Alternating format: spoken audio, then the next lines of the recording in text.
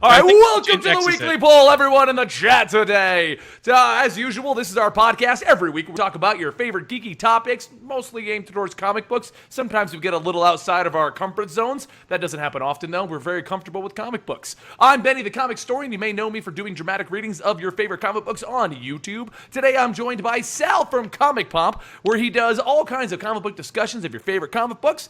Rob from Comics Explained, where he explains your favorite comic books. If you hadn't figured out, I am also the guy who corrects the spelling of people who spell costume wrong in the title. What title? You spelled it wrong. I fixed it. It was costume. Nice. Costume in the title. All right. And our other member of the weekly poll who's here, I can't really call you a guest because you're kind of like the rotational guy at the moment, Jason. Jason Inman of DC Hello, welcome. And Jason Inman's channel is still Jawin, right? Still Jawin. Okay, It's never going to change it. I'm committed to that. You're committed to Jawin? I don't care who owns the .com. I'm sticking with it. All right, guys. And today's episode is actually brought to you by Jason's Kickstarter that he has coming up. So why don't you tell them all about it? And if you're looking at the video right now, you can see it in the upper right-hand corner with a link to the website. Yes, you can see the amazing art by our artist Ben Matsuya. My wife and I have written a 5-issue comic book series called Jupiter Jet. It is about a 16-year-old girl who, after her father dies, finds an experimental jetpack in his shop. And of course, she does what any other 16-year-old girl would do. She steals from the rich and gives to the poor. And that's, in this universe, the mob. So she's doing everything she can to keep her and her little brother food on their table and stuff like that because they are now orphans. They don't have a mother either. And it's set in this 1935 world where ray guns exist, robots exist, and men with glowing eyes are chasing them down. Now, we're doing this on Kickstarter because if you want your art and your lettering and your amazing colorists to match the level of like DC or Marvel Comics, well, you've got to pay some really amazing people to do that. So tomorrow, on the January 18th, Wednesday, we are launching a Kickstarter to fund our entirely creator-owned comic book Jupiter Jet that will eventually be published by Action Lab Comics later this year. So you should go over there, check it out. We have a lot of cool rewards, including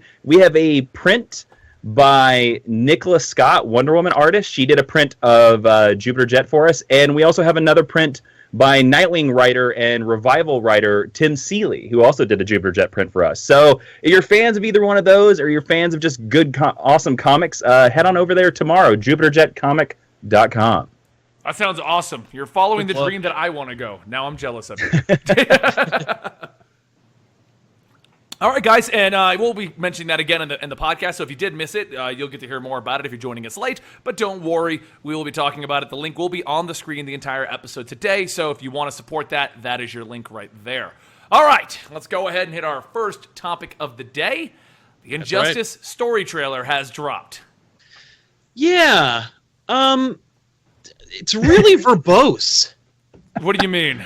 I'm not gonna lie. I don't fully understand what verbose means. It just means like Brainiac talks a lot. Yep. And he doesn't really say anything of substance. It just sounds like he's like a stream of consciousness. But that said, Brainiac's in Injustice 2, so I guess that's cool. Everyone was freaking out because I know it leaked out that Darkseid was going to be a part of it, so they were all like, Darkseid's the villain, Darkseid's the villain. But the fact that he's basically a pre-order fighting character. He's an add-on. Yeah, that's what I mean. I don't think he's going to be the villain.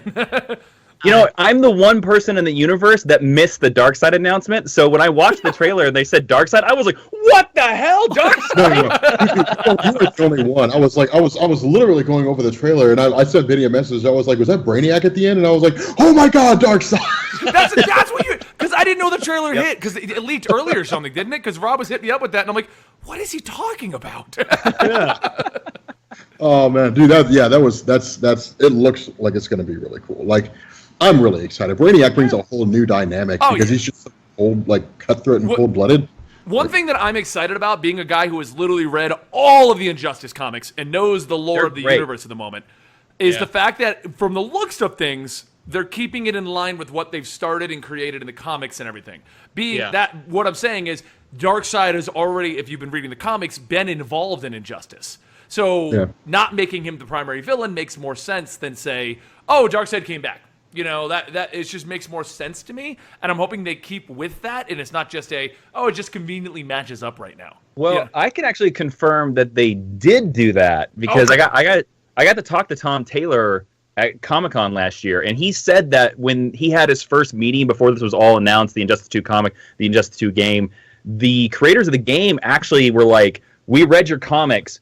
Would you be okay if we put some of that stuff in the games?" And he was like, awesome. "Yes, please do it." Cool, it was a hugely successful book. Yeah, well, that's always been the thing about the comics. It's like, yes, it ties into the game loosely, but it was never like officially confirmed. Like they all tie together. It was like this can work if you feel like reading it. But with Ground Zero, it's basically like, okay, Ground Zero is almost confirming the comics in the game literally happen at the same time. Because I mean, up until year 5, there was always the question of where does all of this fit? Actually, well, the more that I was thinking about it, the more I was like, "Smooth Sky Toucher, what's up? Thank you for subscribing." Nobody would shut up in the Skype call, so I couldn't shoot earlier. Well, I'm sorry, we're doing a show here. We're doing a show. Hey, no, it's. Well, see, here's the weird kind of mysterious thing too. Is they announced that the comic's going to be coming out before the show, before the game. But like no one knows when. Like, does it come out like a week before? Does it come out like a month before? Does it come out next week? Like no one knows when the comic is dropping. But we have until May. Well, that's the game comes out in May, but no one knows. Like it comes out in May because we have Ground Zero till then. Oh, it's the bridging series, and then we have Injustice 2.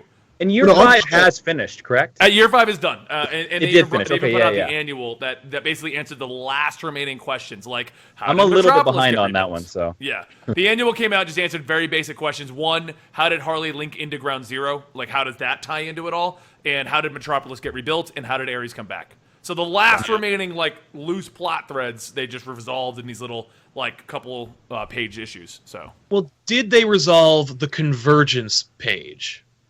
No, I think it's the only thing that we need to ignore at this point. I think everyone is kind of on board for that plan. Yeah. In the beginning of Convergence, Telos, I think, destroys the Injustice universe. Oh, I didn't know about that. Yeah, I forgot about that. Yeah, well, and I was like, and back when that happened, it was because Injustice Volume 1 was like a little bit of a joke. Yeah. But then the book became a sweeping success, and Convergence turned out to be the joke. And so everyone just went, "Oh yeah, no, forget that." Well, it was like another universe. I don't think it was making fun of Injustice. I think basically what it was like, because at the time there was no confirmation for 2. We had no idea what was going to happen, and Convergence just opened it up with, "Well, look, he got free, and they're dead." They're gone. We're not going to do that. Like, we're not going to make more of this Injustice comic. It's right. So, I think that's what it was when Convergence came out. I think it was this is going to end. They're not going to do more for this. So let's kill a successful universe. You know? Yeah. Well, let's raise the stakes as they do.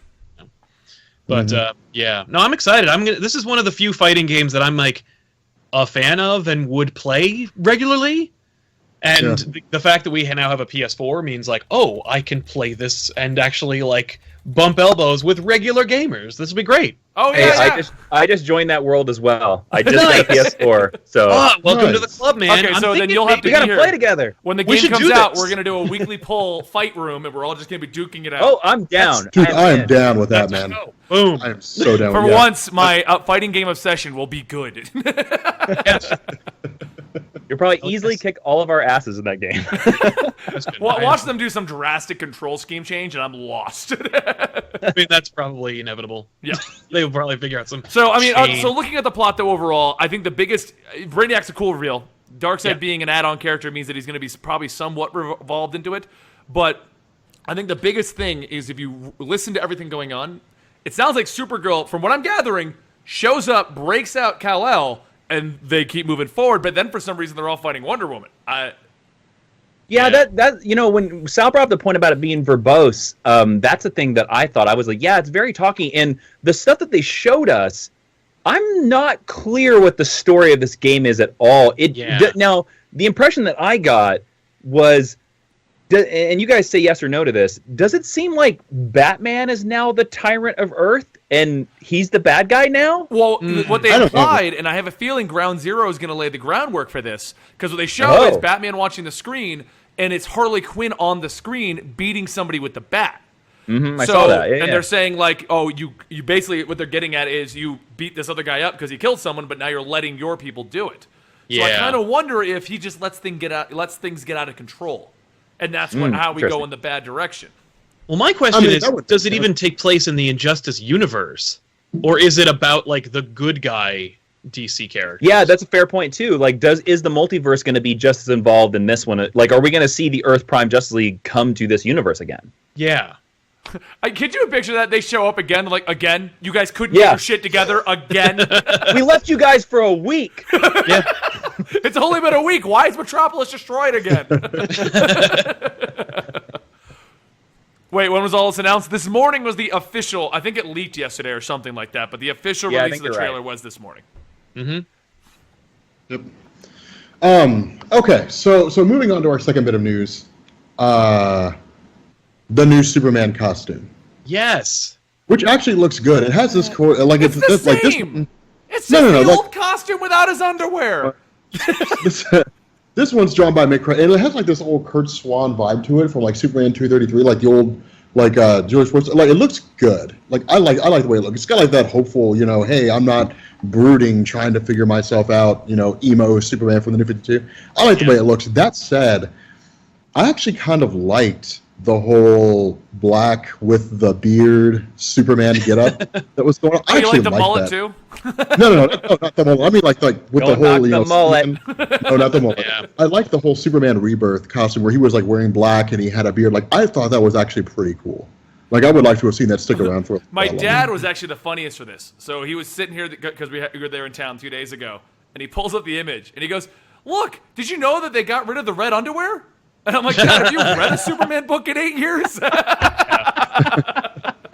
he's like, "I'm maybe a little out of the loop." I'm like, "A little?" Yeah. I mean, yeah, go ahead. Oh, go ahead. It's fine. I was just gonna say, like, I like it. They're obviously, the suit is a clear reaction to criticism. It's basic for me. It's kind of indicative of the new kind of rebirth approach to DC, which is like, what do you guys want? Do you like this? You don't like this? Like, the people were like, where are the boots? Like, here are the boots. The suit's too dark. All right, we'll lighten it up a little bit. Like, can we get back the trunks? Hell no. Just hardline stance on a couple of things, but pretty much altering things to match like the culture or the vibe. Right. Like, which, by the way, let's be honest here, though. Anybody on this panel, do you want the trunks back? No. Be honest. I want the trunks back. I like why? I know. Get rid of them. No, they're already gone. There's no reason to worry about it. They're never coming back. Or why do you want the never trunks? Coming back? But I like the breaking up of the suit. It's why Spider-Man has like a fake like outline belt, because otherwise it's just all blue. It's too much blue in one space. That's why we got the yellow in the belt. But you can't just make a yellow belt. You got to have a redundant S symbol on the belt buckle for no reason. Like, well, I get what you're saying, and I totally understand. I totally agree with you with the breakup of it. But I'm so glad the trunks are gone, and I'm so glad they've been gone, because the trunks are such a sign of the 1930s strongman. Yeah, and we're 100 years removed from that, and now they do look ridiculous. And Batman has not had the underwear for like 20 years almost. Like, he lost it at the end of the 90s, and then sometimes they'll give it back to him. Sometimes they'll take it. He first lost his trunks in the storyline called Troika, which was when he came back from Nightfall, and they got rid of the trunks, but then they brought him back, and then they took him away again, and then they brought him back, and they took him away. They did the same thing, and then Rebirth was like, no more trunks for Batman, no more trunks for anybody. Yes. But I see what you're saying. Have any of you guys read the Smallville Season 11 comic book? No, I tried. Part of me loved it, and part of me was like, oh, now I just wanted all this in the show. Yeah, well, I really liked it. In that, because I like the new costume as well. I do miss the arm gauntlets, because it kind of reminded me of the cinematic universe. I kind of wish the arm gauntlets were back. But I do understand your point about the belt. In the Smallville Season 11, he had a pretty awesome looking belt, and I kind of wish they would just take that belt and put it on there. But I kind of agree with Benny a little bit on this, that it's almost the same suit as the Rebirth suit. So I don't know, it's still good. Like the only so when my dad showed me the image, because it was obviously quickly him showing it to me because somebody pulled it up on Facebook, where my dad gets all of his news nowadays, apparently, from what I understand. Fake news. Him and about like 80 million Americans, sure. It's the number one source of news, man. Facebook. Yeah, apparently, the only thing that I noticed on quick glance was, the boots are red now.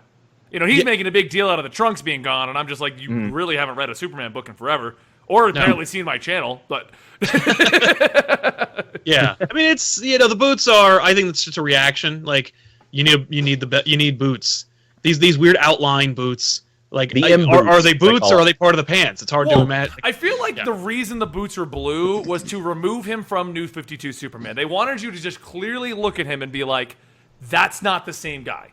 Right. Because everyone else, while they had alterations, they still looked similar to their New 52 counterparts, or they changed closer to their classics. Superman's the only one that got a full revamp that didn't match any of his old stuff. Yeah. And I feel like that was because they're like, you need to look at him and not even picture the old Superman anymore. And now we've done this for like a year, so why not move him back? But the boots are kind of iconic of Superman. I mean, the underwear to a degree, but it's like the boots, the cape, the symbol on, like the insignia on his chest, like that all is just like Superman. It would be like having Supergirl without a skirt. It just doesn't work. It's just like, that's you not... You mean like the entire New 52 where she had a really kick-ass outfit? No, but right now she's got her... For the record, because I know, Jason, you're a huge Supergirl fan like I am. I really liked the New 52 outfit. I felt like it modernized the idea behind it. You are by yourself. I would have liked some pants here and there, like that would have been fine. But I don't like the skirt. Like that's what I don't like. I wish you would have like pants or something along those lines. But I felt like the skirt was too old school. That was always an issue. I don't like it when women show their legs. I get what you're saying. It's weird because it's kind of the same argument as the trunks, right? You're like, well, so the skirt is what outdates it for you, whereas the trunks is what outdates us for Superman. Yeah. I don't know. A really good artist could design a Supergirl costume with pants, and I bet we'd all take it. I just thought like her New 52 costume she's supposed to be a teenager.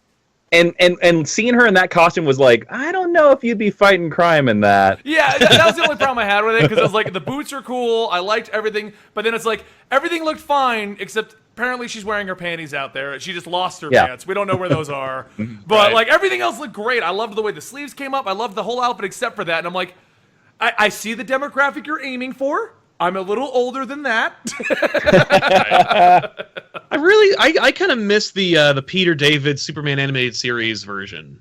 That was always one that I was... The white t-shirt? White t-shirt. I always liked that redesign. I was always like, that's cool. Like, not that it needs to be... With that one, right?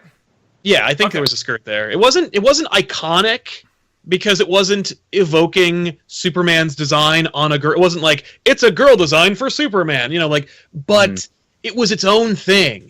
And I think that when Superman or Supergirl had that outfit, it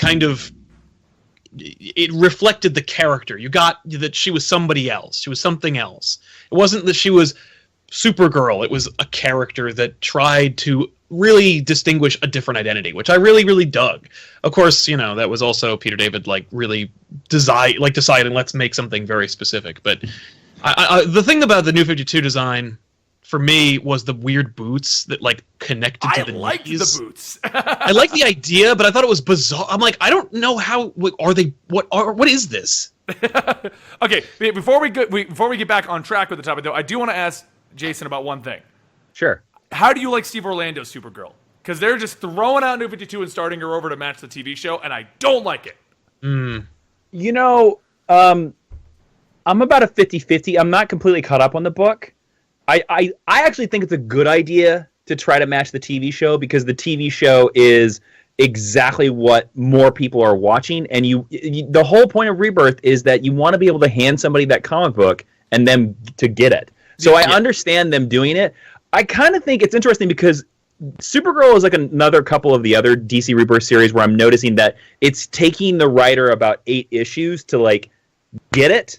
I kind of feel like Nightwing was the same way. Like Nightwing, as soon as it hit the Bloodhaven arc, you were like, "Oh, this is the book. Here it is." Yeah, no, definitely. Before that, I was like, so getting we're there just for doing Supergirl. secret agent crap again, but now we're in the costume. Okay. Yeah, I'll take that. it just Yeah. seemed like he was free floating for a little while. Right, at least we're going in the right direction, guys. I'm okay with this. I think Supergirl is better than what it was in the New 52, 100%. Okay. Well, it feels like they actually have a place to send her now. I mean, I'm not sure how I feel about her dad being like cyborg Superman, but I mean, it kind of works. Well, with the New 52, and I think this is the reason why I liked it, was like Superman and Batman, when they came out in the New 52, it was basically just, there's a new version, but we're going to kind of follow the same ideas. With Supergirl, I felt it was like a new superhero, because we never had a version that was like that, that was just so overpowered, she didn't know how to control her ability, she just didn't want to be there. And that's, I think, why I liked New 52 Supergirl, because it was, I had no idea where that story was going to go. And some of it was good, and some of it was really bad, like when she went to go to basically Hogwarts. I hated that arc.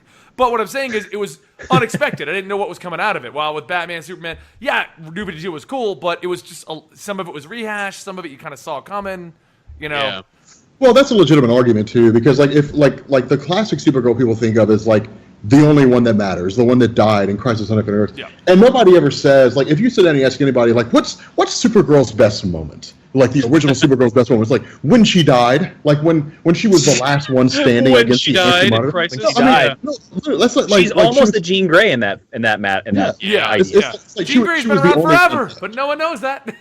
No one knows that. Yeah, and it's like she's the only one that could stand up against everybody else was falling. She gets up and she does. It's like the only great moment she remembers. Why? Well, because she was forgettable. She was a backup feature for 10 years, and then she got a solo series and did pretty poorly. So it did well for a while, but then did poorly after that. But the issue is people think of Supergirl as like moments in time, and for the most part, when people think of her, they think of her as like a female version of Superman. So it's not bad to come along and create something new and to create her wholly her own. But I do like the idea of the Steve Orlando depiction saying, okay, she's basically going to be depicted like the Supergirl from the TV show. Because let's be honest, if anybody's going to go read a Supergirl comic, either it's diehard fans, it's people who stumble in and are curious, but I'd say a bulk of them are going to be people coming from the TV show. And so you want to get them And sort of I am going to say the CW is doing a much better job with that TV show. Oh, God, yes, Season 2 is great. Yeah, I'm loving it. Okay, well, I'll drop the Supergirl thing, but I will say this, and I am aware of the fact that I'm one of the few people who actually enjoyed New 52 Supergirl, and I feel like that's part of the reason why I'm disliking the Rebirth, because they're literally just throwing out all of the lore that they made for her. And they're basically just being like, now she's younger, now she has parents, now she's in school, and you're like, oh. Dude, it was hilarious when she became a Red Lantern, because you thought Benny was going to die when he was telling everybody, like, Supergirl's a Red Lantern! It was the greatest thing ever! Yeah. It was okay. So the Red Lantern for the New 52 Supergirl, basically the whole thing was like her trying to deal with her anger and trying to deal with her emotions, and the Red Lantern ring was a great like peak on that whole thing, because then she got to learn how to deal with that. And then after that, I didn't like where it went, because it felt because that was like the first 30 issues, and it felt like a whole story of her trying to cope with everything and deal with it. And she got so angry. This is where it went, And then after that, it's like, okay, well, we resolved that. Now what? And I don't know. They just kind of wandered around. We ran out of ideas. Yeah. No, they brought in a new writer, and she tried to go in a different direction, and then they just canceled the book. That's basically what they did. Yeah. But I will say this last thing. I did find it funny that they ended the Supergirl arc with her potentially losing her powers, and the first thing Steve Orlando did was go, nope, that didn't happen really. Look, we got it back. No. Okay, are you talking about Supergirl Rebirth, or are you talking about because at the end of the New 52, when they canceled the book, it was quite obvious that they intended to bring it back with the show, because they left it on a to be continued with a question mark, and she conveniently lost her powers. But then the comic didn't come back with the show when it launched. They just didn't do it, because I got a feeling they were already planning Rebirth at that point. So it was like, we're not going to launch the book and cancel it. She lost her powers because it was like, we have to be Darkseid or Doomsday Superman. Like, they basically like scattered the atmosphere with like kryptonite dust or something. No. She completely lost him, and it was quite obvious that the intention was to depower her, because the whole entire New 52, they were like, she's stronger than Superman. She just doesn't know how to control it. That was the whole plot. You know? Okay. So then basically, when Rebirth started, like within the first 3 panels, they're like, yeah, she didn't have her powers, but we're going to shoot her into the sun and she'll be okay. Yeah. Dude, okay. What a way to do that, by the way, because I was going through Supergirl Rebirth, because I have that on my list of stories to do, and it's like we need to give her powers back. Well, how are we going to do that? Well, we'll have her work for Project Cadmus, and we'll shoot her into the sun. Exactly what they did. I guess that works. We've all read All-Star Superman, right? Yeah, we've seen that. Makes sense to me. Yeah, no. So, yeah, no, anyway, next topic. We'll go ahead and move on because we have differing opinions on Supergirl. For those of you guys who want to know, Jason knows a lot of Supergirl. Actually, I think Ashley knows more than you, doesn't she? Or are you guys equal on that one? I think we're probably equal on that one. Yeah. I just remember the Supergirl panel you guys had at the Stan Lee one. Oh, yeah. Mm-hmm. That's nuts. So anyway, next topic then. First look at the Netflix Defender cast. Are we referencing the image that I saw that has all of them there, plus the guy that's playing Danny Rand, and he like pulls his shirt off to show the dragon? No, the one I saw, they were all sitting on the car, but yeah, it's all the same thing. There's a whole bunch of images. Ooh, Okay, wait so a minute. I'm just making sure that I'm on the right page. Like, it wasn't like, they're all in full costume, and I'm like, no, there's no image of that. If you go check the Entertainment Weekly, they have 2 group images. One that's on the cover, and one where they're like standing behind a cargo truck that's marked 616. Get it? And then they have singular images of all of them, and that's the image that you're talking about, Benny, where the singular Iron Fist image is where like he's leaning on a fire escape and he's sort of like, look at my tat. Yeah, exactly. I would love it if that was a real tat. Like, I'm Iron Fist, I'm gonna go get the dragon tattooed to my chest forever. Dude, that's something that Benny would do. Like, hey guys, they cast me for a role, and I don't know if I'll ever have it again, but I'm gonna have this tattoo for the rest of my life. So what? Are you implying that my arm sleeve of Star Wars and Justice League is not a good idea? I'm just, it's whatever. Can you imagine, like, if some actor back in the 90s had, like, been so gung-ho about that? Like, if Billy Zane was like, man, I'm the Phantom. I'm going to get that tattooed on my face, the domino mask. Yeah. Or who was it that was Bullseye in Daredevil? Bullseye in Daredevil? Colin Farrell? Yeah. Yeah, he just had that like burned into like a bullseye burned into his head. Like, Colin, why did you do that, man? Don't forget, Shaquille O'Neal still has that Superman tattoo. That's right. What? Just to prove you right, Rob, I'm gonna go get the Iron Fist dragon tattooed to my chest. Don't do it. Oh my God! Don't. Awesome. Your chest will be in so much pain for weeks. I know. It'd be for the rest of your hilarious. And then I'll turn into an old man with a dragon. I'll be like, I used to be a fan of Iron Fist. I like how the topic of tattoos is more interesting than the topic of the Defenders. Okay, because they don't show anything in these pictures. No, like, these pictures are cool, but we know what these actors look like. Yes. Exactly. If they were in costume, I think that would have been interesting. But the fact that they're not in costume. Yeah, you nailed it. Woo. There's 2 things from this announcement that I kind of dug. The first one was that Luke Cage says he really wants to get a Daredevil Luke Cage eating a hot dog on a rooftop moment, which I'm like, yeah, we all want that. Like, oh, you mean we want you guys to have real comic book moments in your comic book show? Yeah, that would be really cool. The other thing is Sigourney Weaver was announced her name is Alexandra. Yes. I still have no idea who she is. No, I I don't don't know know what that anybody. means. No, dude, I'm telling you, man, she's gonna be Mephisto, or she's gonna be whatever that demon is that had a You hold of really the dark. think Sigourney Weaver is going to be Mephisto? Why not?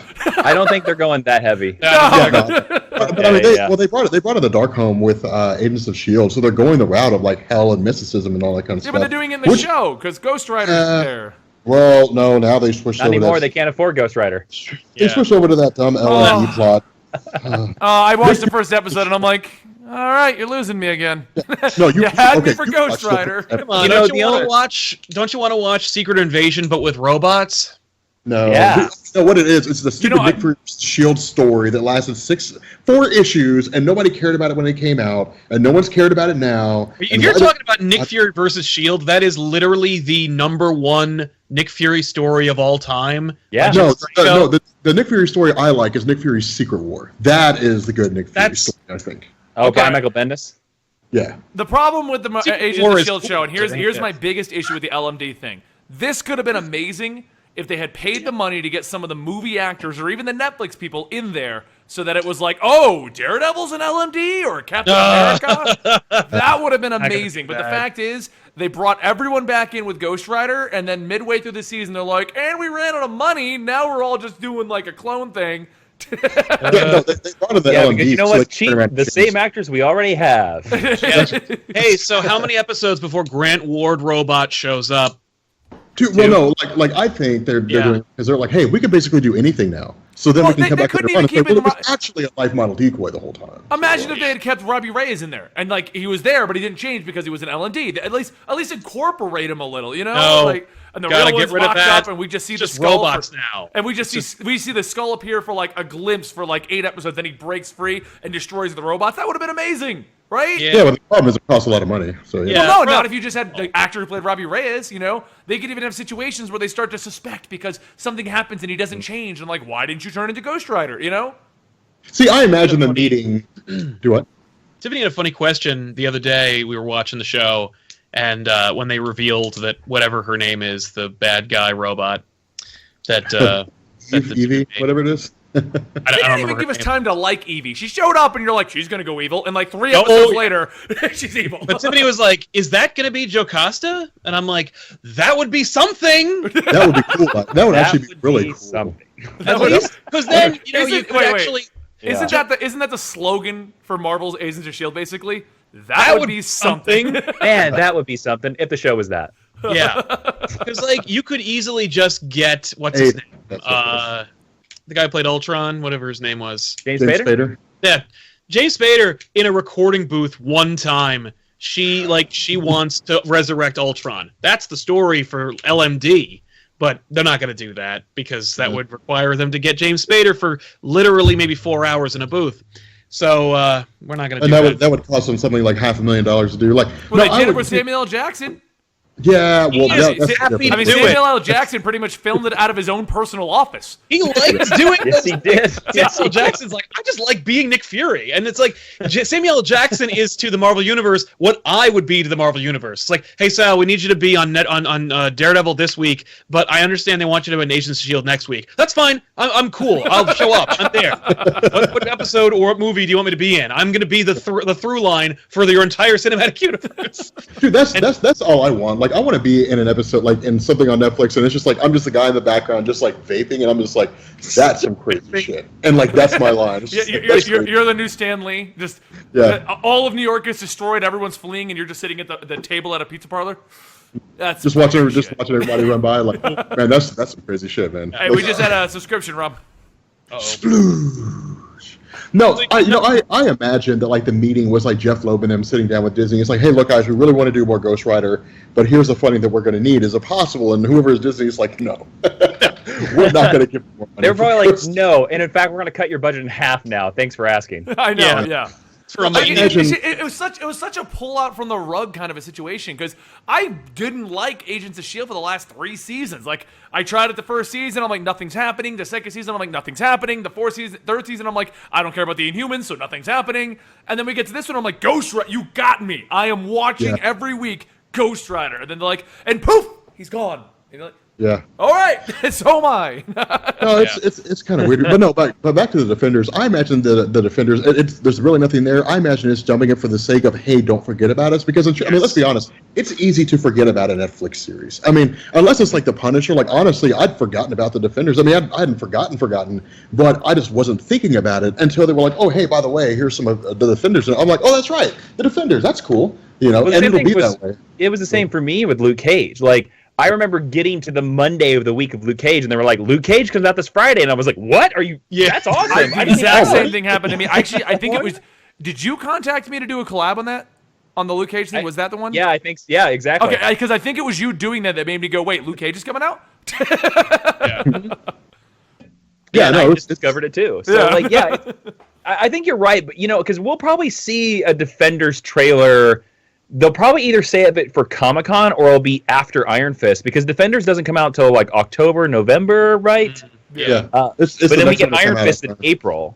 So they're going to wait till... I'm excited about because I love Iron Fist.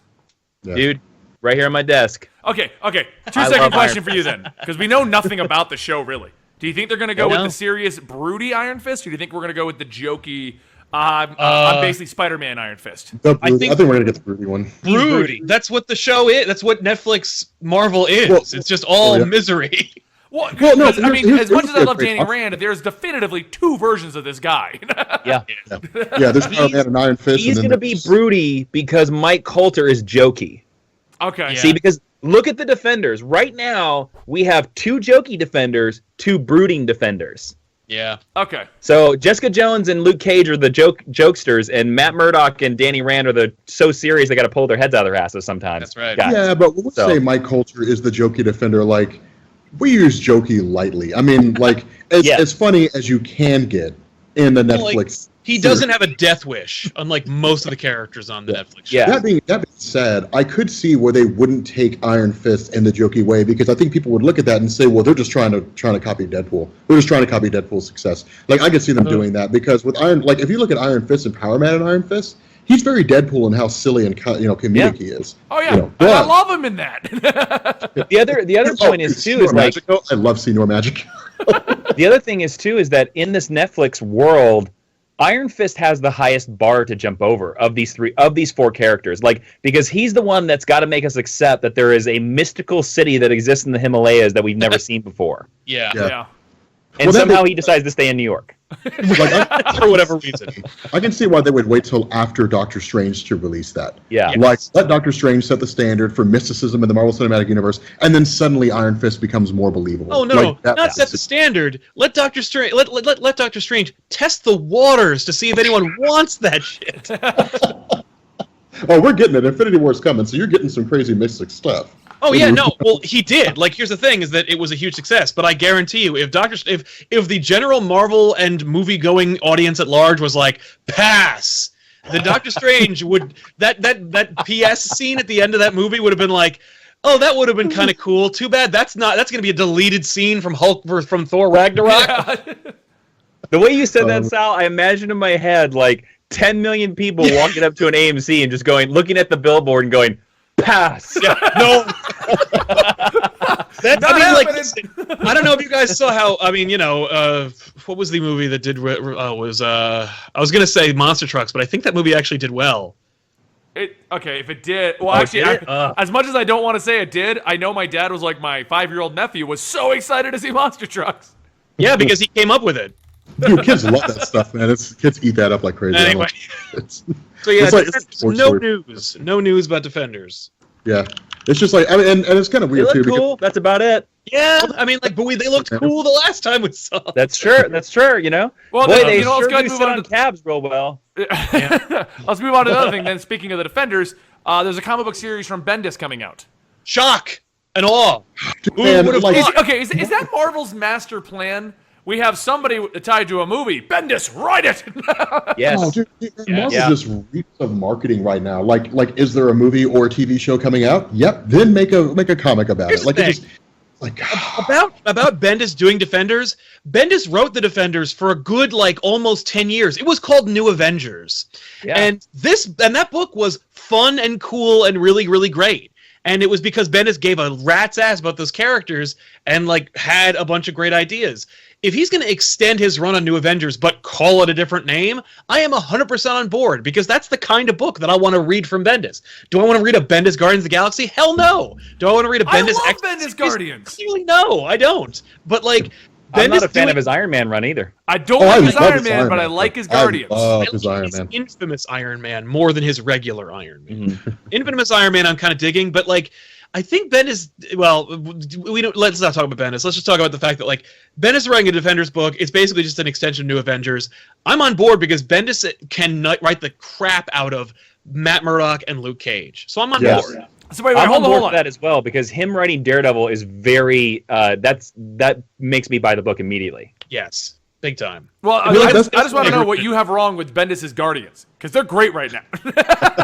Other than the fact he just disbanded them, and then they all got their own book, and I'm like, what the hell is this? He strands them on Earth and then leaves. Here's the thing. With respect to Bendis' Guardians, it's just I'm so used to somebody who really had a master plan with a space opera setting, like Dan Abnett doing Guardians, that Bendis' Guardians just felt so, I don't know, cookie cutter. It just felt so he was just I don't feel like he really wanted to do it as much as he was I really, really like how much I'm being paid to do this. I feel for me, I wasn't a fan of the Guardians before the movie. I'm not going to lie. That's one of the superheroes that the movie's iteration made me go, I like. You're like most people. No, I liked Guardians way before. I mean, and you know what? You're not wrong, Jason, because otherwise they would have had an ongoing book before the movie. But yeah.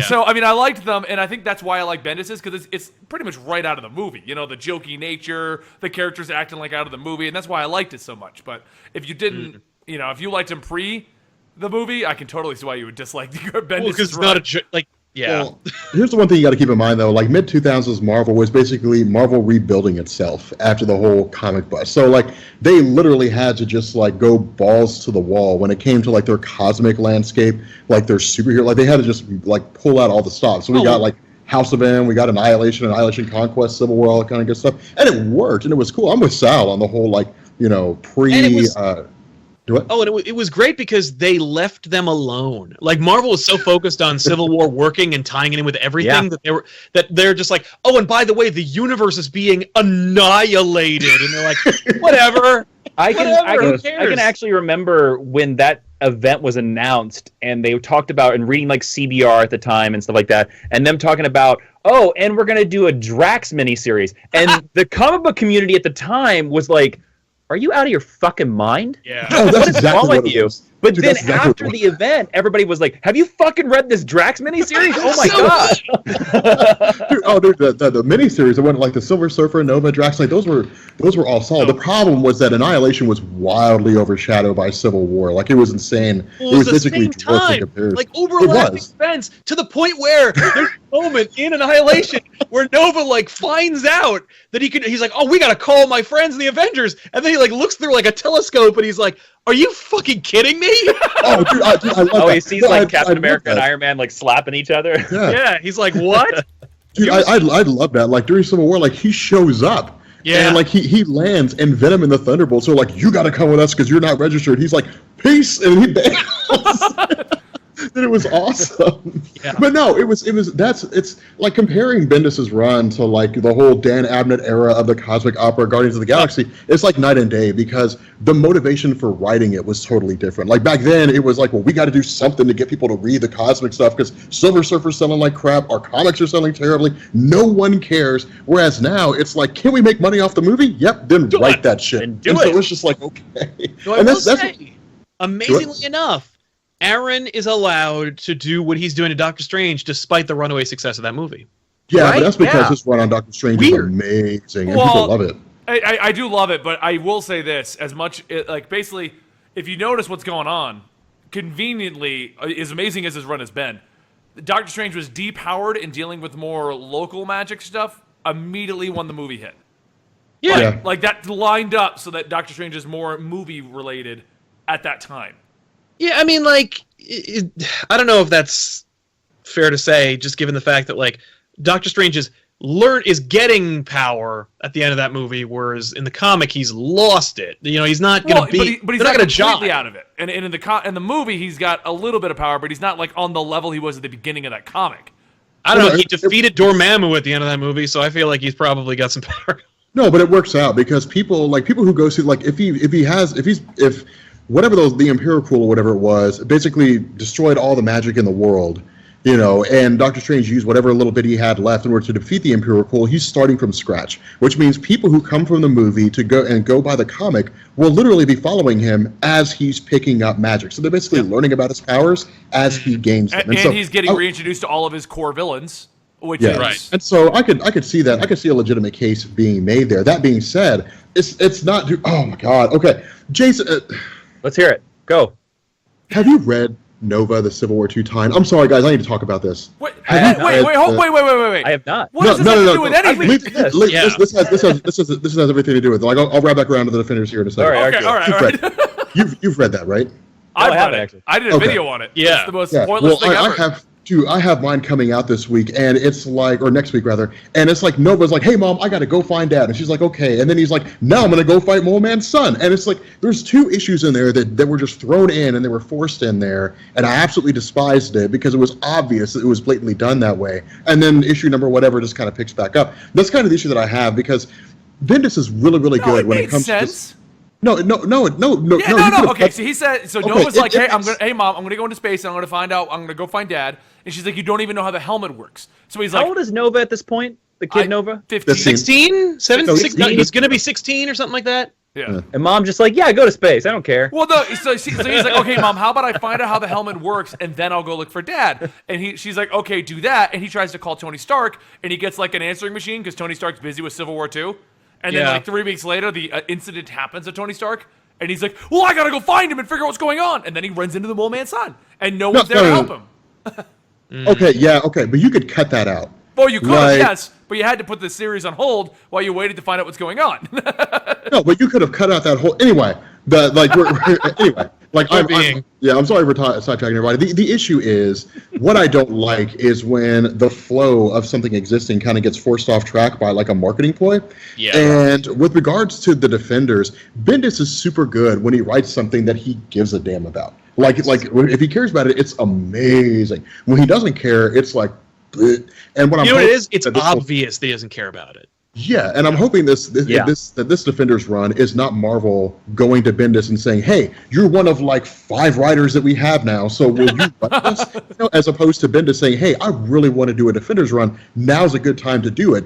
Can I do that?" And Marvel's like, "Yeah, sure, because you're Bendis. Whatever, go ahead and do it." Like I'm hoping it was that way, where Bendis approached Marvel instead of Marvel approaching him, because it means it'll be good, as opposed to not very good at all. Especially because this is going to be the Netflix Defenders team in comic book form. So, which it'll be an easy sell for a lot of comic book shop owners when people walk into the show that this should be the book that they should be able to hand them. I hope that's what it is. Yeah, me too. Because if it's not, then it means that even more people will walk away from Marvel. They just won't buy them. Yeah. Well, you know what? I'm just not going to worry about it and call it a day. So, did you hear, really quick side point, did you hear that apparently DC is going to add digital downloads to their physical copies?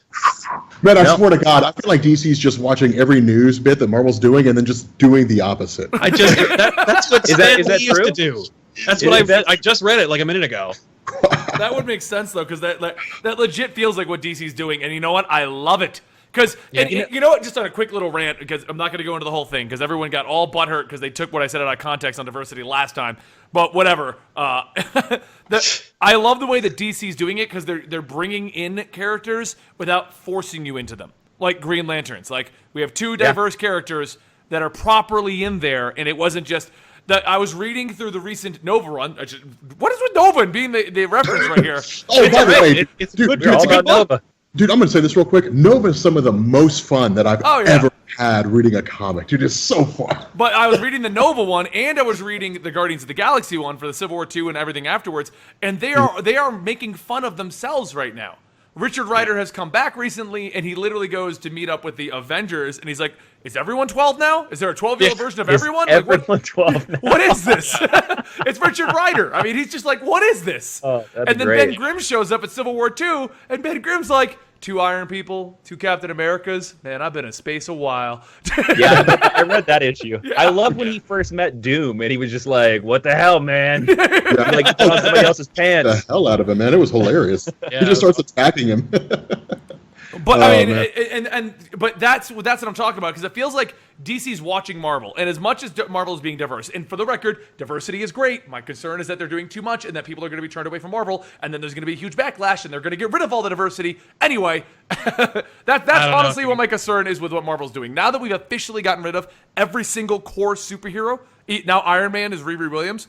My concern is that while this is great for getting new readers into there, that the core comic book fans are going to stop reading them, and Marvel's backlash is going to be like, no more diversity for 10 more fucking years, something along those lines. That's my concern. That definitely could be a valid concern, because right now, is Peter Parker Spider-Man it as the only long it. Dude, he's very much guy. like Bruce Wayne. He's the only one still being Spider-Man at the time. Yeah, but he's got Miles Morales' replacement right there.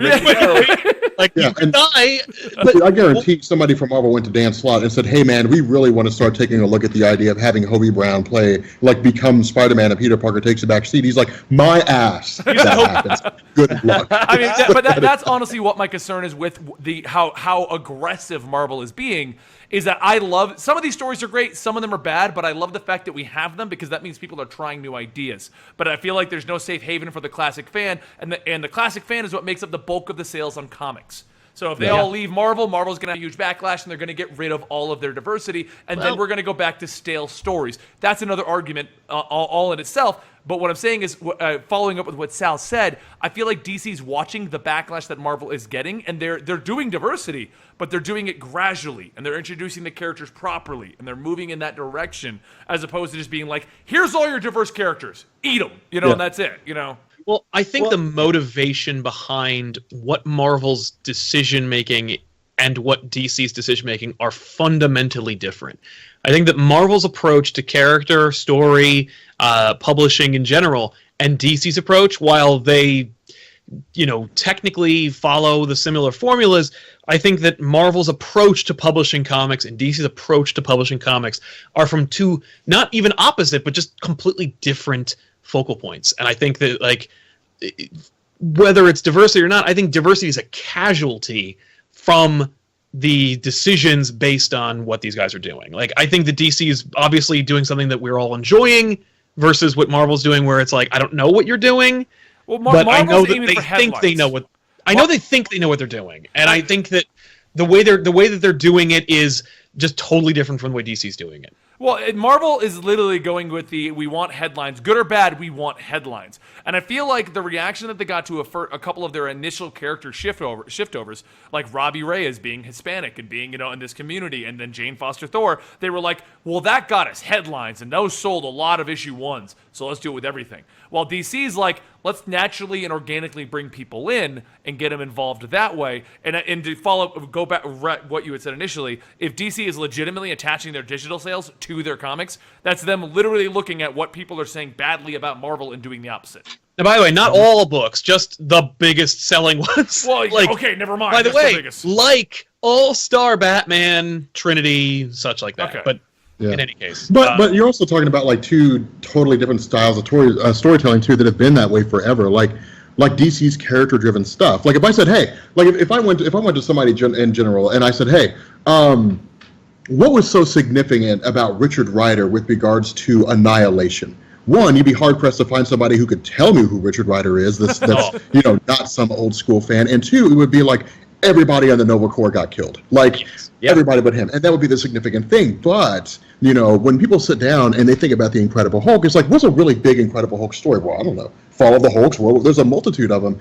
But people look at Marvel and they see flashy crossover events. Avengers versus X-Men. House of M. Civil War. All these great big huge things. Infinity Gauntlet. All that kind of stuff. All these heroes fighting heroes. When you compound that with the fact that you have X-Men whose powers have just gotten more and more ridiculous over the years because you just got to make up powers for new characters. You got to give them something. So now you got people who can warp reality, their eyes or pockets to another dimension. You have all these crazy things going on. Suddenly the story stopped, the crossovers stop being about, superhuman registration acts, and they start being about the Phoenix Force is coming back. Now let's all fight and see how bad things get before a cosmic entity steps in. So it's just okay, and it gets a little bit outrageous. But then you sit down and you read All New, All Different Marvel, and you read DC Rebirth, and things are more tame. The biggest thing so far to happen in terms of wild, crazy, reality warping stuff in All New, All Different Marvel is the Cosmic Cube altering Captain America's past.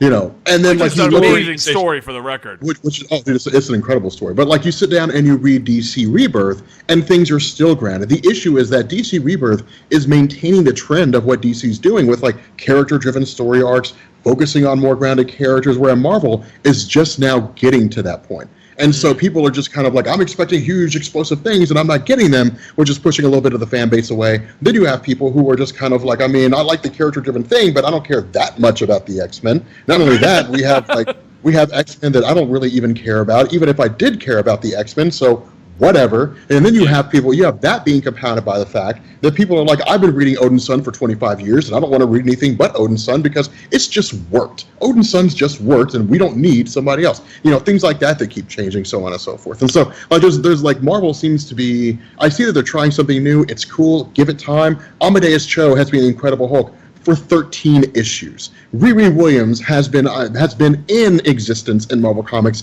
for 11. There's not a single person. Do what? Yeah, it was canceled with number 50. No, that was not canceled. I thought it was canceled because now Hulk is back and it's She-Hulk. No. Amadeus Cho Hulk is going into Marvel now. Totally still going. Yeah, totally it's still going. Okay, I was under the impression that it had canceled. He had been Squadron Supreme got canceled. Which, by the way, no wonder the main villain was Dr. Druid.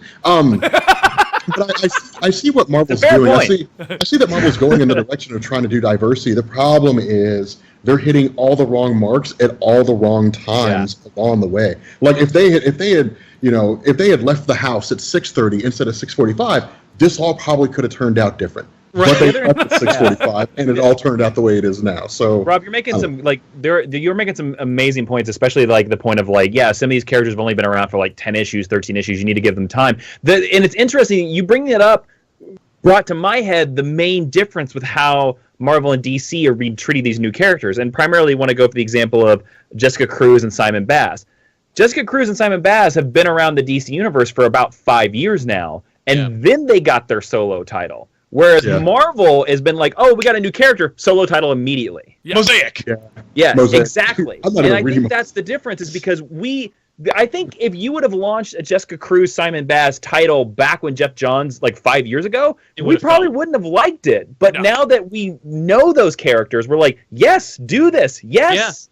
Well, make them ask for it. Like, where is the Simon Baz Green Lantern That is series? literally what happened. Like, oh, here it is. It took 5 years, but we finally got one. It was actually Simon Baz funny. became a running joke on my channel because we did all the Simon Baz stuff when he came out. Because he disappeared. Like, everyone's like, "Where's Simon Baz?" I'm like, "I don't know. DC seems to have forgotten too." Well, it's also by the way, it's also even think about the idea of Jonathan Kent, Superboy.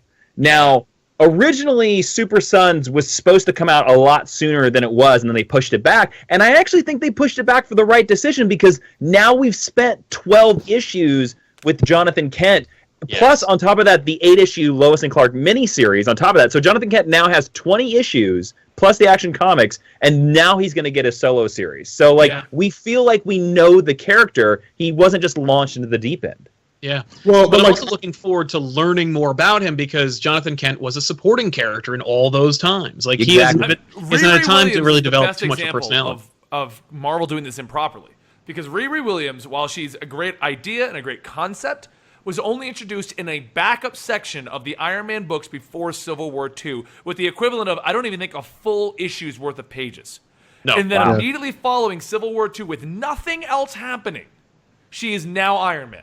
The only thing that has happened since then is her new issue #1, in which she gets a memo from Tony Stark, who apparently has been watching her.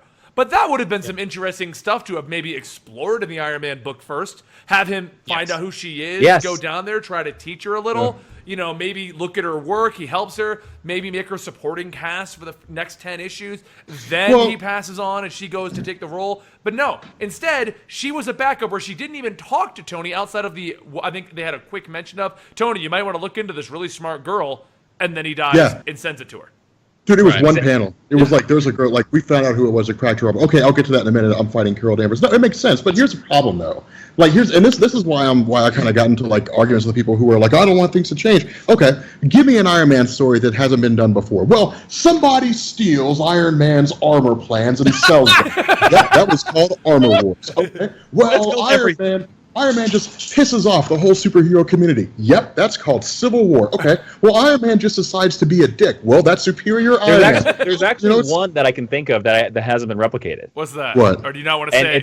It's an okay story. It's the Joe Quesada where the armor comes alive. Mm. When the armor, like, in Y2K, gains sentience for 3 issues and, like, starts murdering his villains. Wait, wasn't that the one where the armor fell in love with him? Yes. The armor comes alive, falls in love with him, and then, like, ends it. It was like, what? It's almost like Iron Man's Spider Clone Saga. Like, everybody has just been like, the armor never got alive ever. No. I'm just saying, like, a lot of these stories have been done before. I mean, it's like alcoholism gets the best. Okay, yes, that's demon in a bottle. Like, there's no, like, there's been the story where he had a secret brother he didn't know about. He's been part of the Guardians of the Galaxy. He had his own team called ForceWorks. If it could be done, it's been done.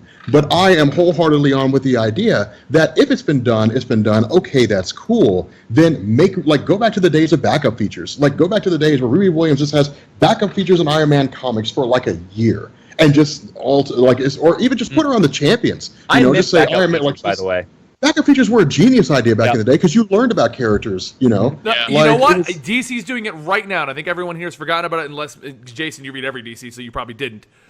Duke got introduced by Scott Snyder. No one likes Duke. We're like, why do we have Duke? We don't need Duke. But Duke has now had... Duke and We Are Robin. Duke and We Are Robin was good, but once We Are Robin ended, you're like, why is there Duke? Why is Duke still going, Scott? Yeah. He's a new idea, Benny. He's a new idea. But I will say this. I'm starting to like Duke because in All-Star Batman, they had a backup. anyone on his own adventure. That's you getting used to Duke. Okay, but I'm still getting used to Duke. So if a Duke series comes out now, because they're forcing you to they're just like, here's more Duke. Just take more Duke. Do you like Benny? That? I like those Duke stories. See, we're accepting Duke because he's been introduced. If they had come out with Rebirth and they were like, and Duke's getting a book, we would have been like, fuck that. Yes, we would have had that reaction. We would have been like, no. He's not extra. If Duke weren't, if it was like, you got to buy All-Star Batman, and by the way, Duke cost $1 more, you would not buy All-Star Batman, and Duke would be gone. But because Duke is free, you're getting all the... no. But that's the point we're making. Because of the backup of Duke, we've now come to accept Duke as the 20th Robin. Because you've been tricked. What do you think is going to be his superhero name? That's the thing that concerns me the most.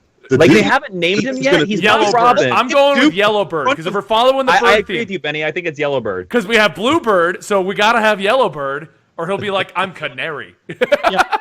Canary, at least then it's a thing. And then it's like Yellow Canary. Yeah, Yellow Canary. No. Could you imagine this? Like have some bat family crossover. Like, could you imagine like Victim Syndicate? Like the Victim Syndicate shows up, and instead of like Batwing, like Duke, and he was like, the Duke is here. Like Duke is here. Why can't his super name just be Duke? That's true. Jean Grey was called Jean Grey for like 20 years. Yeah. I mean, there's like 4 of them that are just go by the name Robin for the longest time. Yeah. Hey, let's according to Marvelite, I think it was Marvelite, he said that Scott Snyder said in whatever interview he was in, Duke will probably be getting a book soon. Enjoy not buying it. And I'm on board. What if it's Duke reforming the We Are Robin kids to teach them now? I don't want to read that. That would actually be cool. I'm in. I would. like he finds out the kids from We Are Robin went off, but now he's been trained by Batman, so he's like, all right, come here. We Are Robin is the one book that I wanted to survive Rebirth, and it didn't. I was like, no! But we kept Duke. No, that's like, well, I mean, a final thought on this. That is really the kicker. Like the ideas that the Marvel's going with are cool. Amadeus Cho becoming the Hulk is awesome. Greg Pak did that because he just felt like it was the next logical step, and it is. I mean, it's cool to see Amadeus Cho become the Hulk. Riri Williams is a great creation. A 15-year-old kid that figured out how to duplicate Tony Stark's armor. That's a cool concept. Like, sure. It's not Justin Hammer being a dick and selling it to villains. It's her figuring out how to copy his armor. Like, it's a cool idea. Like, I like those things. The issue is you have to give people a reason to like them. You have to be like, hey, guys, here's the story of this person. If they like them, the stories go on. If they don't, they don't. That's the reason why D-Man disappeared for 20 years, and now his appearance in Captain America Sam Wilson is the most relevant and probably the best he's ever been. D-Man's back? Are you serious? He's really cool. In the Sam Wilson book, Sam Wilson works with D-Man and Misty Knight.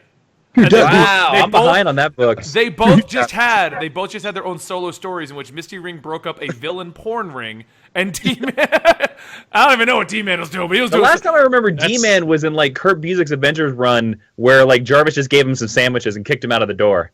Oh yeah. I think the last time I saw D-Man, he was rejected for being Luke Cage and Jessica Jones's babysitter.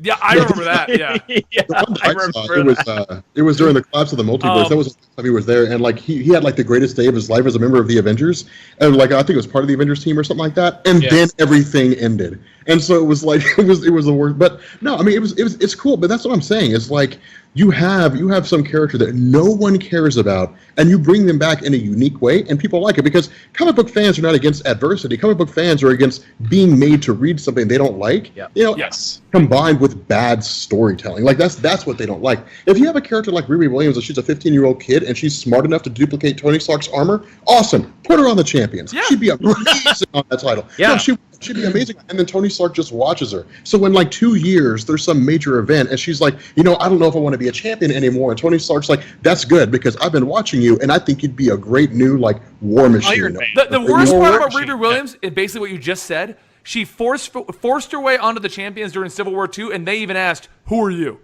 Because that's how quickly she was shoved into the Marvel lineup, as opposed to It's the cousin Oliver effect. If you know anything about Brady Bunch, they introduced Cousin Oliver in the last season to bring back the ratings. And we hated Cousin Oliver because we didn't know him. If you know the characters, it's the reason why when Sam Wilson was made Captain America, we were all like, that's a perfect choice. Yes. Because we knew Sam Wilson, but we don't know Riri Williams and we don't know a lot of these other characters. And that's the reason why when they get their solo title, we're like, no. Because basically what's happening is the reason why new comic books can't get off the ground is because people don't know the characters, so they build up slow followings. Walking Dead started out horribly slow. Saga too. They picked up steam because people fell in love with the characters. And Marvel is tricking the comic buyer into trying out new characters by throwing the other name on it. And that's the issue. Because, I mean, and for the record, someone brought up another character that was introduced in Batman by Scott Snyder and bombed, Talon. Because he was forced to us after the Court of the Owls ended. Well, also, Talon should never have had a solo series. Yeah. Talon was a means to an end. It's like, hey, Batman, we're going to kill you with our assassin. Okay, well, he's defeated now, so what's next? He's going to come at you again and again and again.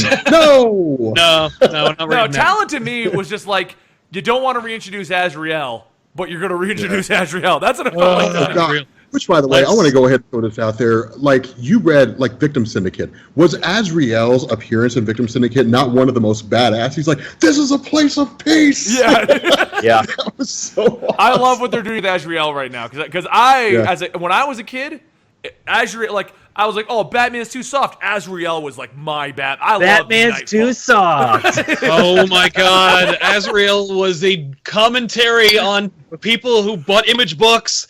What's the matter with you people? I loved him. Yeah. Azrael, Have you ever read series. the interview where Joe Quesada explains how he designed Azrael's Batman costume? I assume it was similar to how Stan Lee told Rob Liefeld and Todd McFarlane to draw Overkill. Yeah, it's kind of like he said that he just kept adding more and more pouches and guns and like lines until they told him to stop. And he said that the costume that was turned in, even he was like, I think that was too much. Wow. Yes. He had gold balls on his shoulders. Like Yep. what Gauntlets with swords and It was awesome. I loved Azrael. Yep. Azrael was amazing. And then a weird white triangle on his abs. Well, that way it let you know he was tough. I like the way they're For me- peppering him in right now. He disappears. Yeah, you know, well, no, slowly. for I me- like Azrael too. For me, Nightfall, because Nightfall came around the time when I was like buying my own comics. Like before that, it was what my dad would get me, and my dad and I would read the comics together. But it was whatever my own dad wanted. When I went to the store, it was Nightfall was going on. I was like 10 or something like that. Like Nightfall was happening, and I'm like, this Batman's amazing. Yeah. And I read it and loved it. He shoots batarangs into the guys. He has a batarang launcher in his claw hand. I was like 10. Come on. Listen, I will admit, I will grant one thing. Mouthless Batman mask equals awesome. Yeah. Yes. Totally cool. But then I followed Azrael after that when he had his solo series that just slowly but surely went downhill. You should read the Joe Quesada book from like that introduced Azrael. See if that was Sword of Azrael. Sword of Azrael. Thank you. Zach Pritney were 100% right. He's like, Benny seems like he has an appreciation for overkill. Yeah, it's not a good story until everything has been destroyed. But everything blows up. Let's drop the Dinklage story and just talk about the button. Oh, what about the Inhumans lineup? I'm kind of down for the wait, Dinklage. hold on. We'll talk about the button in a minute. I want to talk about this though, real fast. The Inhumans thing. Is this a big deal? Because I Google searched Inhumans TV show call sheet, and all of the top stories are ABC's Inhumans character revealed lacks diversity. Like, Dude, let me tell you something, man. Like when I heard they were going to turn the Inhumans movie into a TV show, I was like, I don't give a fuck. I was like, no shit. I don't care. Yeah, I was the same way. I was like, no way. Are you kidding me? It was funny too because I talked to Benny. What was it? We were talking about Legion. yeah, and I was like, why do you care? Yeah, I was like, yeah, man. Don't forget, Legion comes out in February. He's like, dude, I don't give a damn about that shit. So Broderick is Black Bolt? Really? Yeah. They're naming Black Bolt Broderick in the. Well, they might be either like stand-in names or that's what. Well, but I mean, all you have to do is read the character description. The character description for Broderick says male, 30 to 40, Caucasian. Can say volumes with just the look. Oh, come on. Come on, too. I mean, like the show's stretching credulity as it is. You really want to have a guy named Blackagar Boltagon? I kind of do. I do. In Game of Thrones world, sure. Yeah, that'd be amazing. All right. I mean, does anyone have anything significant to say about this? So then we can talk about Peter Dinklage and the flat bat because we are running over time now. So. yes. Okay. Do you have anything you want to say on that, Jason? The Inhumans thing? No, I'm good. No, I'm good. That's I'm going to talk about Broderick. Okay.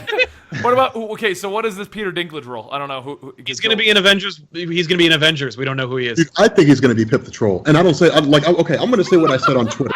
I think that Peter Dinklage is going to be a Pip the Troll. No, I'm not making a joke. Like I think he would, because that means we get Adam Warlock. I could see him being like a goofy character like that. You know, that said, he'll probably voice like the Living Tribunal or something along those lines. As long as he puts in half a bit of effort, I'll be happy, because that's more than he did in Destiny. Yeah. I don't know why the hell I'm here, by the way. People are attacking you. I mean, I'm still holding out for the hope that he's the Watcher, and that this is the reveal that 20th Century Fox and Marvel have worked out a deal like Spider-Man to get Fantastic Four in the Marvel Universe. Oh my god, I think Fantastic Four is inevitable, and I think you're right. Okay, honest question. And I know the Fantastic Four, I know their history, but am I the only one who really just doesn't give a fuck if the Fantastic Four disappear? I just want the cosmic side. I want that over. You're the only one. I want Galactus. I want the Silver Surfer. I want all that stuff. But the actual Fantastic Four, they can go sit and spin for all I care. No, It's like the comment I made in the Noah video. Like, I was talking about Richard Rider. I think it was a Noah video. I was talking about Richard Rider. I was like, maybe it's just me, but like without the Fantastic Four and all new Walter from Marvel right now, it just feels incomplete. Like That's it just right. does not feel. The like Fantastic 100%. Four are Marvel. Yeah. Yeah. All right. Yeah, I guess I'll be the only one who's like, I don't care. Event from now. Like, it kind of seems like every writer of the last 10 years has just been like repeating the first 100 issues of Lee and Kirby's Fantastic Four run. Yeah. Because if you go back and read those first 100 issues, you're just like, oh yeah, that's there's Secret Invasion, there's Kree Skrull War, there's that. It's like, you know, the Fantastic Four for me they're the concept or the comic book in the Marvel Universe that can push the Marvel Universe outside of its comfort zone. Yes. Yeah. And some writers are really good at that, like John Byrne, and some writers are not so good at that, like J. Michael Straczynski. Oh. Yeah. Yeah. No, I don't know. It just doesn't. You know, the first Family of Marvel just doesn't quite feel complete. But no, I mean, it's kind of funny that you asked that though, Benny, because I've asked people. I've been like, if Marvel got the rights back to the Fantastic Four, what's the one thing you want to see? Doctor Doom. Like, it's just the answer. Right. Like I want to see. That's Like, all I care about. give me Doctor Doom, have him become the new Iron Man, and let's just go with that plot. I'm good. No, I would be down with that too. I mean, if they got the Fantastic Four back, I wouldn't mind seeing Doctor Doom before I saw the Fantastic Four. That's fine. But I feel like if the Marvel Cinematic Universe got the Fantastic Four more than the X-Men, more than any other character they may or may not own, or that they don't have the rights to, whoever those characters happen to be, the Fantastic Four would give the Marvel Cinematic Universe a sense of completion. It would be like, okay, now we're finally the Marvel Cinematic Universe, because the Fantastic Four just make them there. If for no other reason, the fact that they created they created the bedrock by which all the other superheroes were built in the Marvel Universe. So it's like, you know, like it makes things more cohesive. Not to mention, Doctor Doom would just be a dick, and it would be amazing. Like, Okay, I need to ask something, because apparently I've been in space too long. Haha, joke of Guardians. We have a Discord? There's a Weekly Pull Discord? Oh, yeah, no, I found out about that. Everyone in the chat's like, are you getting on or not? I'm like, yeah? Yes, there's a Weekly Pull Discord, and it's amazing. Yes, it is awesome. Oh, yeah, give me the link to that for later. That'd be cool. Yeah, here, hold on. I'll send it to you real quick. All right, so DC Rebirth, the button. Man, I'm hyped. Hell yes. Well, okay. I love the only question I have is, why did it take so long to go back to this?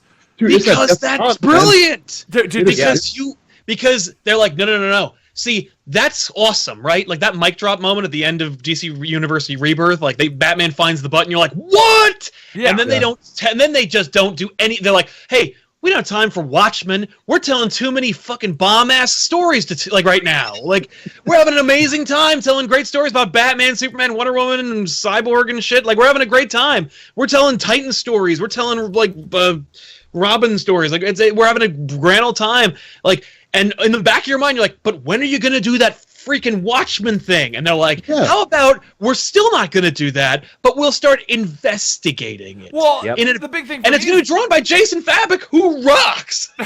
The big thing for me is, I as much as I want to know about the Watchmen of the button thing, let's do the Joker thing first. What's with the three Jokers? Because they're like, there's no way they're burying the lead, and I love that. Yeah, Sal's exactly right. Like, if you're thinking about the anticipation that this is creating, Like, what is the perfect follow-up to DC Rebirth and finding that button? Well, maybe learning a little bit more about that button, because we're going to wait until the Watchmen characters actually enter this universe, because we're going to make you beg for it. Yes. You're going to, like, they're going to, you know, and again, no insider info on this. It's just me talking. They're going to make us want this so bad until they show it to us. Well, I mean, it's they already going to be Blackest Night. Remember the build up to Blackest Night? Oh, so amazing. That's exactly what this is going to be. Yeah. Well, it's. I mean, they're. But what about the Jokers? What about the Jokers? I'm not worried about the Jokers. No, I will say this: at least Tom King is not ending every issue with Batman walking in the Batcave going, "Oh yeah, I should look into that," and then he walks away. That's basically what he must be doing. Like it's just on the screen. He just left it up, and he's just walking in. Oh yeah, that's a thing. I'll get back to that. Alfred's like, "Sir, are you ever going to figure out the Jokers?" No. No, I'm saying it's the same reason why like the Badge appeared in DC Rebirth #1, and then DC was dead silent about the Watchmen. Like you saw them pop up in the like you didn't even see the Watchmen. It was just like a guy took Tim Drake, a guy whisked away, Doomsday. Like a guy like these. It's things not a guy. Happened. It's a big blue penis. Whatever, man. And we don't even know if that's true. Like that's the best part is that like it could be a big blue vagina. You're correct. He could have named he's a woman now. Oh, that would be hilarious. At the end he just shows up and he's like, "I'm a woman now." Deal. Yeah.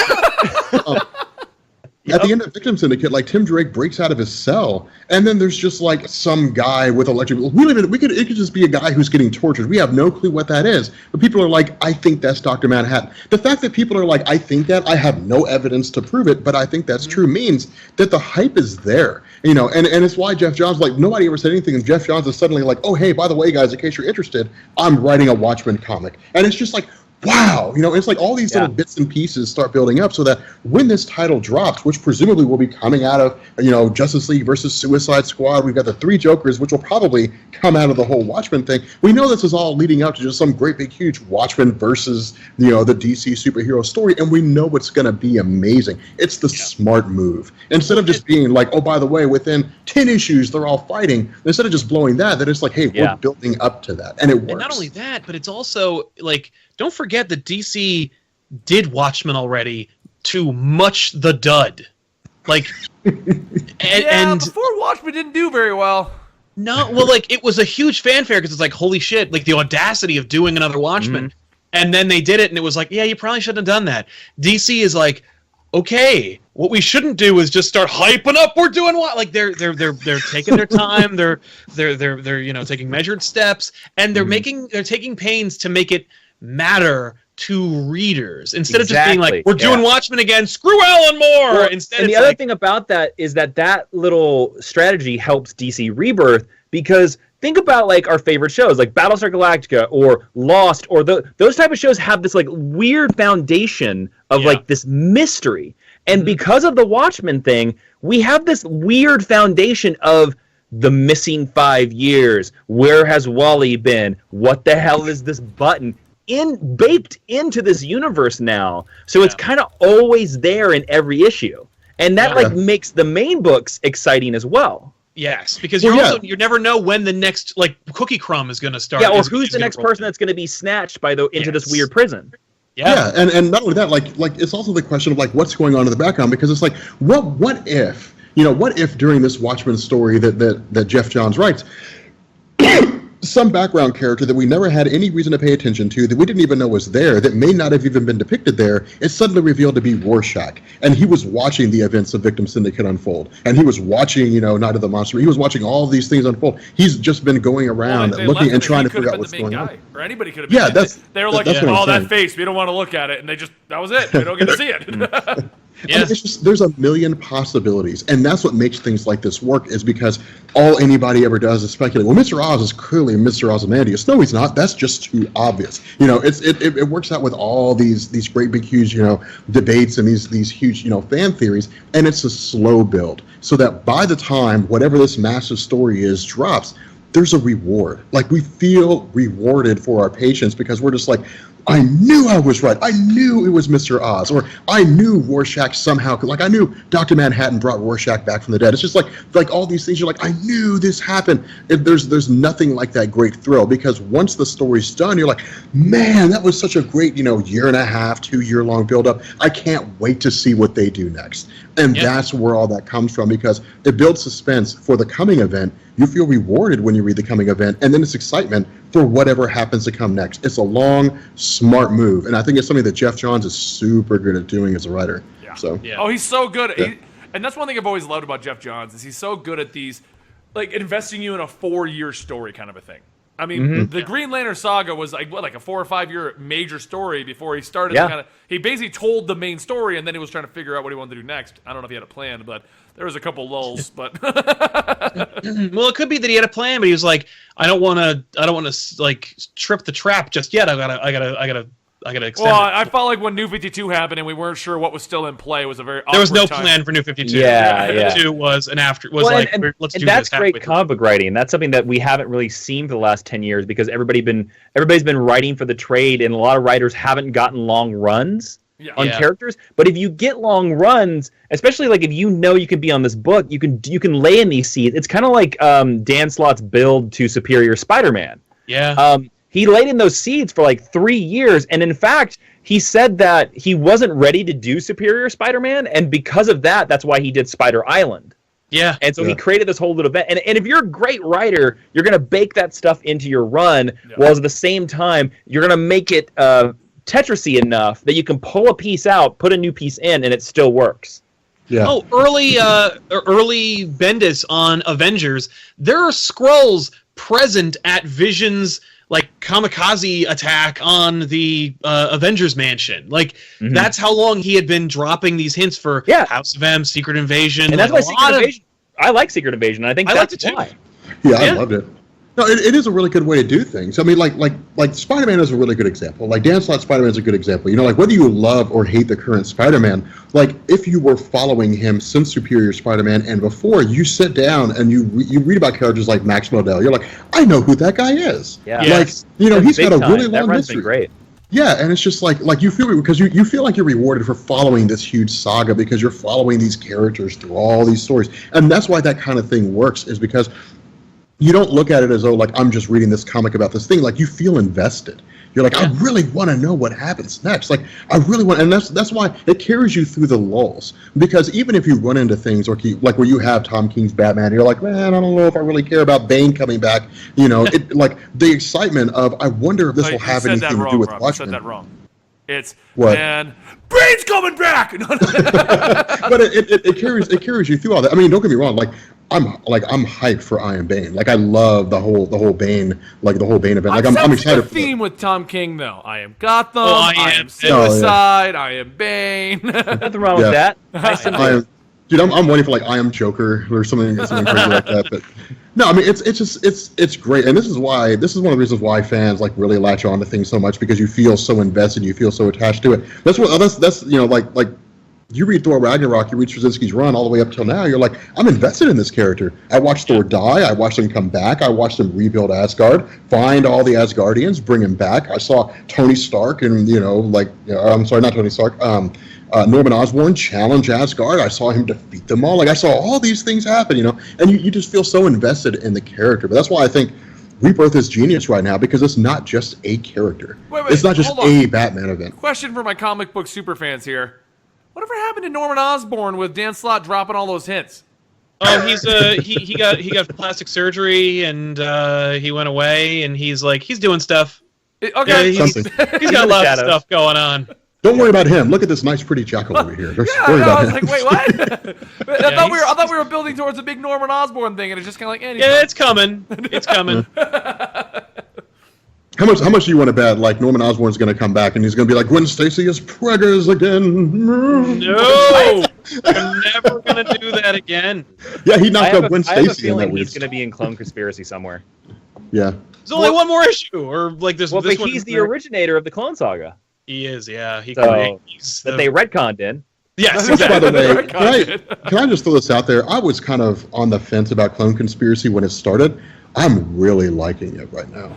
I like it, but I will say this. Dan Slott came out and was like, it's going to be earth-changing, just like Superior. And I'm like, unless something crazy happens on this last issue, nothing really earth-shattering's happened. You brought back Ben Reilly. Woo. Look, for the Ben Reilly fan in this chat, that's all I need. No. I'm a fan of Ben Reilly, too, but you and I both know that is not going to be the Ben Reilly that we loved. Yeah. That's true. It's not going to be him. It's just not. It's true, but I'm fine with it. Well, I have a hard time believing there's anything you could do that we couldn't expect. Like, I mean, Dan Slott couldn't do something in this story that, like, we don't like. Well, what if he brought back Uncle Ben? Well, I mean, maybe he'll do that. Well, don't do that because you've done that before and it's stupid. Well, it wasn't like really Uncle Ben. But like, it's not really Uncle Ben now. All right. Before we close out the show, then, since you brought it up, Jason, how do you feel about the Scarlet Spider series starting up? Look, I'm excited about it. I think Mark Bagley is a great artist. He worked on Sensational Spider-Man, so it's a good pick. I think Peter David's a good choice. The costume looks a little weird because it's like the Spider-Man Unlimited cartoon costume with a hood on it. Yeah, it basically is. And I'm just kind of like, why didn't you just give him the Scarlet Spider costume? Because it still kind of works. I mean, you don't have to have the ratty kind of like little hoodie thing, but like you could still do a version of that. I'm gonna read it. I'm gonna give it 5 issues. I'll see where it goes. Yeah, that's fair. That's very fair. Let's give it one for me. I'm on board with the idea of Ben Reilly finally, because we've had Kane. He got his redemption. He did a whole arc. As much as I hate the fact he became the Avenger of Houston. Remember? Yeah, that was amazing. As much as I hate the fact that Kane kind of got pushed away, at least Kane has had like a full arc. You know, Ben Reilly has had nothing. He came back briefly in Spider-Verse and died again. Like. Yeah, when did he come back? That was just an alternate Ben Reilly who didn't die. But this costume, I don't know if I'm on board with this. I am not on board for that costume. No. Yeah. I like the Kane Scarlet Spider costume better than this. Yeah, I do too. Kane's Scarlet Spider costume's cool looking. And I love the excuse of it. It just got put in the wash wrong. Yeah. But you know what else they could do with this? Like, why didn't you just bring back the Ben Reilly Spider-Man suit? That's what he was saying. I love. Everybody, like, a lot of people love that suit. I wasn't a big fan, but only because it represented the replacing of Peter Parker. But, like, you remove 15 years or 25 years or whatever, it's a cool suit. You just use it again. Because you could do something cool like what they do with Wally and Barry. Like, where it's like, oh, there's 2 Spider-Men. Great. Or Miles and Peter. Yeah, they're already doing that. Now we got 3. Now there's 3. There's, like, 12. I feel Miles like and the Peter hoodie, and Kane and Ben and Silk and I feel like the hoodie is like, a weird situation where they were like, Spider-Gwen was popular because of the outfit, and then we made a comic out of it, probably because of the hoodie. So let's give the new Scarlet Spider a hoodie. We'll give him a hoodie like Spider-Gwen. Like, oh my god. Oh, which, by the way, have you guys heard about that crossover with Spider-Gwen and Miles? Yeah. That they're going to get married? Well, I don't know if they're going to get married, but one of the covers is them like married. Oh, really? Yeah. I thought they were just doing like a multiversal Okay, adventure. I looked at that briefly, and I thought that was Gwenpool. Wait, so it's Spider-Gwen? It's Spider-Gwen. No, it's Spider-Gwen and Miles in the Bendis Spider-Man Miles Morales book. Mm-hmm. The newest issue that just came out has the front cover of like Spider-Gwen and Miles kissing. The first page is them kissing, and then Bendis does his patented, I don't want to do that story yet. Let's do a flashback. Narrative device where they don't do that at all. Well, as far as I know, it's crossing over in both titles. Yeah. Cool. Oh, this is why. I can tell you right now why. Why? Because apparently the Ultimate Spider-Man TV show has a big crossover with Spider-Man, Spider-Gwen, and Spider-Man Miles Morales. The new corporate synergy. The new Spider-Man cartoon show that they're going to debut stars Spider-Man, Gwen, and Miles Morales. Oh, yeah, I remember that. I remember that news coming out, and we were all like, I don't know about that. That's 200% more Spider-Man than I'm asking for. Did Marvel just like make a story just for the sake of saying, "Hey, this just seems cool. Let's make this." No, they would never do that. That's God in heaven, never. Marvel. Like, give your marketers a week off. Jesus. All right, I think that's a good place to close out the show. So if you guys are just now joining us, today's episode is brought to you by Jupiter Jet. So, Jason, why don't you give the people who maybe joined us midway a little news, just the show. Talk about the thing. Well, yeah, very quickly. It's a 5-issue comic book miniseries that I'm co-writing with my wife. We're throwing it up on Kickstarter tomorrow at 8 a.m. And for $28, if you go over there and support, you get the trade paperback of the book and a print by Nightwing writer Tim Seeley. So there's some pretty good stuff over there. It's a dream of ours. We've been trying to make it for about 2 years now. and we're asking for the money because we want this book to be the same quality as DC and Marvel. And it's basically about a girl with a jetpack named Jupiter Jet in 1935. And doesn't that sound fun? And I think it does. One more selling point. If you're out there and you're like, man, I've always wanted to write comic books, one of our rewards is a comic book script review by Uncanny X-Men writer Cullen Bunn. Nice. He will look at your comic book script. He will give you notes on it. And I know a couple years ago when I was trying to figure out how to break in, how to do stuff like that, I would have easily paid for that reward because that is a steal. I'm going to pay for that reward. I'm going to get that. JupiterJetComic.com. I mean, I was already going to donate to your Kickstarter, but what tier is that? Because I'm grabbing that one. Yeah. That is our $250 reward because Cullen is a genius and you got to pay him for his time. Okay. All right, that works for me. We got this. I'm also probably going to invest in the breakfast with you guys, you know. I'm always down for breakfast, man. Yeah. Go for it. I'm going to pay in advance for the breakfast. Now, there's only one question I have for that. Breakfast at a nearby hotel. Am I paying for the breakfast or are you? No, we're paying for the breakfast. Okay. We're paying for the breakfast. I should change that. I should go write that in there. We're paying for the breakfast. I was going to say, because that's a really good question. Am I treating you for $300 or are you treating me? Yes, for $300, you're going to treat me to breakfast, and I'm not even going to give you the book. All right, guys. So, yeah, I mean, Dante says he heard $250 and died a little inside. All right, guys. Thank you so much for joining us today. If you are joining us late, please go support the Kickstarter. It goes live tomorrow. The link is on the screen right now, and when this gets posted on YouTube, I know it will be linked in the down belows. Sal will be on that. If not, you can all yell at him. So, don't forget, I'm Ben, the comic historian. I read comic books dramatically back to you over on YouTube. Sal is from ComicPOP, where they discuss your favorite books to supposed noobs, although it's been like 5 years, so I don't think they're very noobish anymore. But it's still a good discussion. Rob explains comic books to you in his own soothy, sexy voice. And Jason is a part of DC All Access into what is currently going on over at Jawin right now. Anything in particular? We started doing Sherlock reviews, and then next week is Flash comes back, so we're back into DC TV. There you go. I just figured I'd let you promote what you're currently working on. So we had a long Christmas break. What do you want? And everyone is telling us that, because I always forget to do it, our new sign-off since the last time you've been on here, Jason, or maybe you were here, we just kept forgetting to do it, but we all sign off by saying Alan Scott. Alan Scott. Alan Scott. Alan Scott. Alan Scott. Alan Scott. Alan Scott. And with that, we will see you all later, but I can't seem to load up the thing. Erica, it's over here. Have a good night, everyone. Alan